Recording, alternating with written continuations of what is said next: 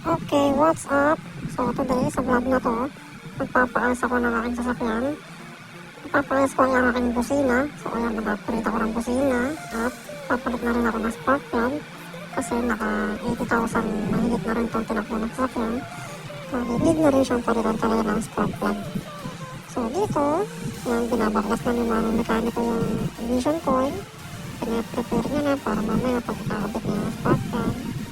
So ayan, papakita ko lang yung side view ng aking sasakyan. Ayan, ito naman ang aking misis. Ayan, dyan muna siya sa loob.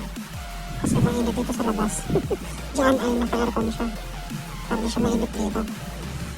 So ayan, okay na yata dito. May kabit na yata ni Manong mekaniko ang spark plug dyan. Ayan, dito naman, pinahigpitan ko lang din yung aking strap bar kasi nagpalit ako ng bubble damper. At the same time, pina-check ko na rin yung battery health kung okay pa ba o need ng palitan. Ayun, tapos na agad. Ang bilis lang. Pero hindi ko napakabit yung busina kasi kailangan daw ng relay at wala akong dala. Extra na lang siguro yung busina. Ayun lang, thank you.